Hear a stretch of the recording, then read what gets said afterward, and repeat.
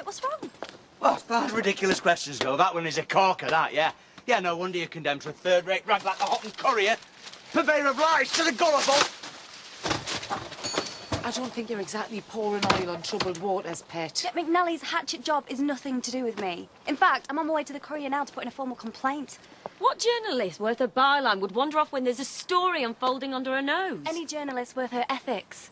You can borrow a dictionary if you don't understand the word. Oh, why don't you take a deep breath? Sit down, we can have a nice chat. Whatever. I've got people to see, I've got things to do. Oh, there really is no need to be upset. Not any longer. Oh, you've got to be kidding. But where are you off to? I'm on the highway to oblivion, thanks to you lot. But I'm not going without a fight. Help yourselves to my life. I don't need it anymore.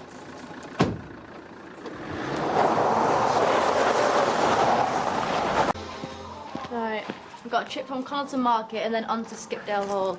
Well, have you anything a bit more long distance? Oh, I suppose you could pick up the parcel from Home Farm. There won't be anything going from Home Farm. Not until you can explain to me why you can't even deliver my little sister to college. I employ Zach to drive my sister to college. Not the shops, the nail bar, her boyfriend's house. I was only doing what the customer wanted. I'm the flaming customer. I pay the bills. And it won't happen again. I can only apologise. You're damn right it won't happen again. Because we won't be using your poxy cabs anymore. Depending on the driver, they always stink of alcohol, pigs or flatulence. You knew exactly what was going on. Why don't you back me up? Because I didn't want to lose us our most regular customer. I'm going to have to go up to Home Farm now and grovel. Whoa, whoa. Ingles don't grovel. We're free spirits. Not in the thrall of the idle rich. Yeah, well, seeing as I owe these particular idle rich a shed load of money, we have to keep them sweet. There's plenty of cows left. Huh? Loads of spotty adolescents need running to school. Do you really think they're going to set foot in our cabs once Jimmy's put the boot in? Hey, might not be a bad thing, love. Pain in the backside, them teenage girls. They're either snogging the greasy boyfriends and taking pictures of me on the mobiles giggling. And the language, well, make our Shadrach blush. Do you know what? I don't think you get it. Eh? You have just lost us, our biggest, richest, most important client, and I want him back. So, what are you going to do about it? Ages. He can't jump out of that thing, can he? He had a loony jump off roof about a year ago. He made a right mess.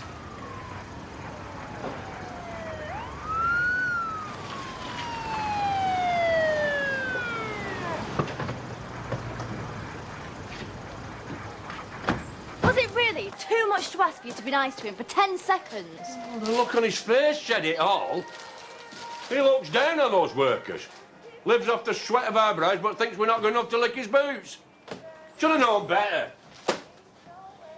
If you betray your roots and stop living off your own native cunning in order to own the means of production, well, you're snookered. Got your snaps on. Will you shut up with your politics rubbish? You are a liability. Hand me the keys and get out the garage, you're fired. Hallelujah.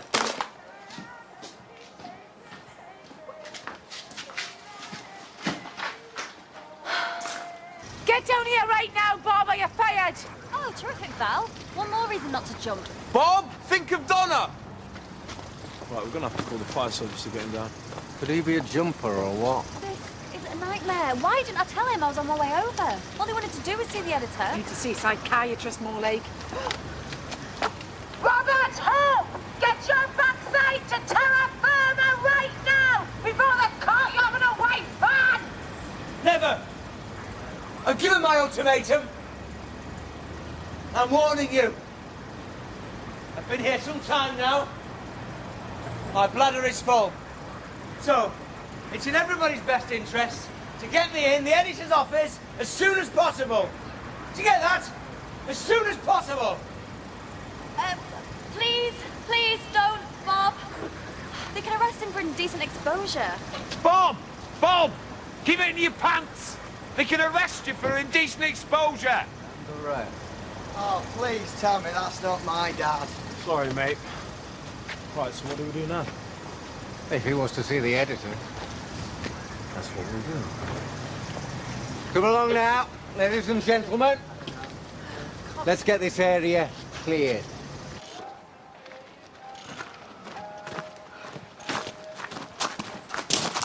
Right, talk before I bang your heads together. I've got nothing more to say. Well, I have. I have had a bellyful of being patronised by my own granddaughter. And I have had a bellyful of you skiving off and all the complaints that I get about your pickled onion breath. Pickled onion?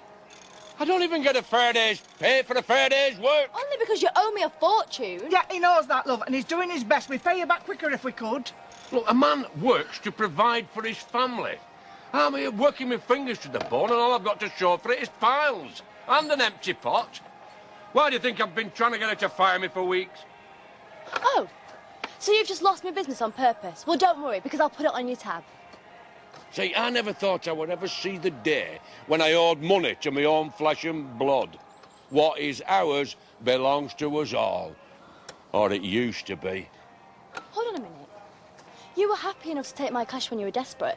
I just want what is owed to me. I have bailed you all out time after time. This family wouldn't exist if it wasn't for me. So that's all family means to you, is it? LSD? Drugs? What are you talking about? No, pounds, shillings and pence. All money. Before we went decimal. Did they teach you nothing in school? If money is all that matters to you in life, you will die a lonely woman. You think long and hard about what that man has done for you. Bringing you up, bringing up your own baby. Wiping away your tears. Putting a roof over your head and loving you more than your own mother. Then you can choose to let him go. But if you choose to let him go, then you're letting go your whole family. Only this time it'll be for good.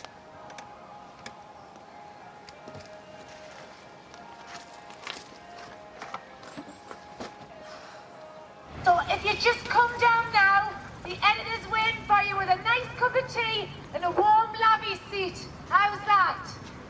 Don't believe you. Why are we going to lie about that, Dad? Well, two reasons. Standing in front of you in luminous yellow. Bob, just think about how worried Viv's going to be when she reads this in the paper. Oh, yeah. Huh. An actual news story on the premises. I bet the newsroom is collectively wetting itself as we speak. Bob, please don't do anything stupid. This is my message to you. Viv is innocent.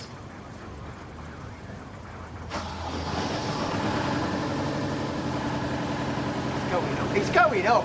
That's what he does when he gets there. It's a problem. What we're waiting for? Come on, someone's going to stop it.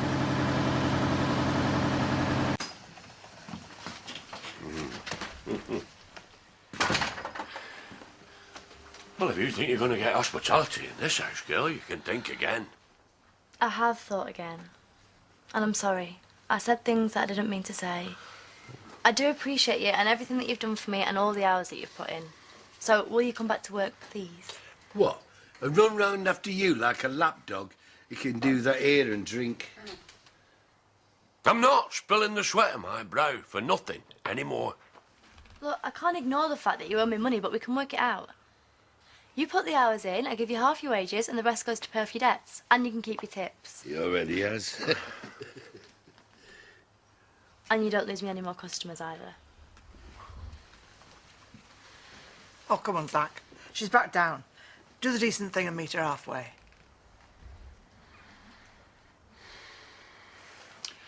Give your granddad a big hug.